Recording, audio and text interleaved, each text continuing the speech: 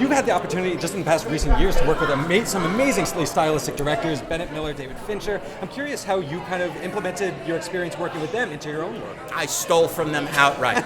I've spent hundreds of hours standing next to some of the most talented directors of all time.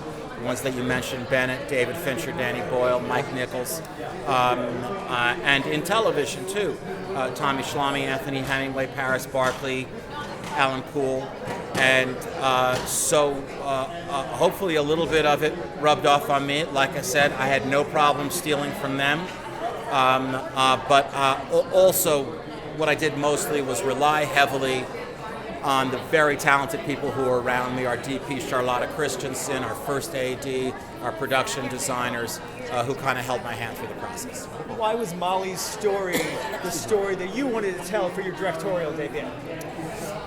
I was asked to direct it, and the reason why I seriously considered it and then said yes was it's unusual to find a story that's cool and has heart, and I just wanted to make sure that the heart was there.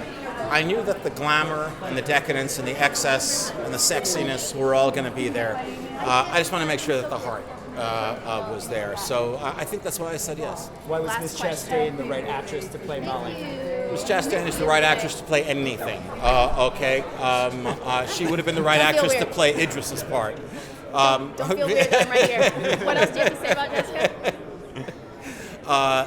Don't be shy.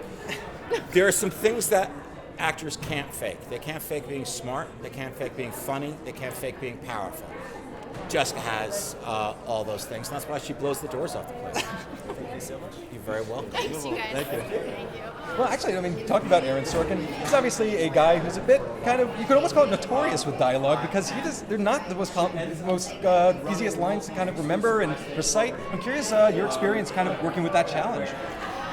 I was excited. I mean, I had just did this film, Miss Sloane, where the character just talks and talks and talks and speaks very fast. And I was excited to work with, Aaron Sorkin is, in my opinion, the best screenwriter in Hollywood. And it's really incredible what he does. He creates amazing characters, but he also writes the social commentary. And I can't wait for people to see this film and see that little commentary in there. That's great. I mean, and also just obviously the power of his writing. Did it change the way that you approach the actual book, or even meeting Molly herself? No, because I know too, and this is what I believe. I think we have a similar idea of acting. I believe you just say the lines. You fill up whatever you can with backstory and the way you look and how you're presenting yourself, what the energy is. But on the set, don't try to make the line mean something it doesn't mean. Sure. In real life, usually we just speak. We don't have to think a lot before each one or take long pauses. And I believe that. I think a lot of my performances are like that, and that's definitely Aaron's style. So we had a very good chemistry working together in that way. And this being his directorial debut, I have to ask, I mean, did you get the sense? Or Does that mean I'm his debutante?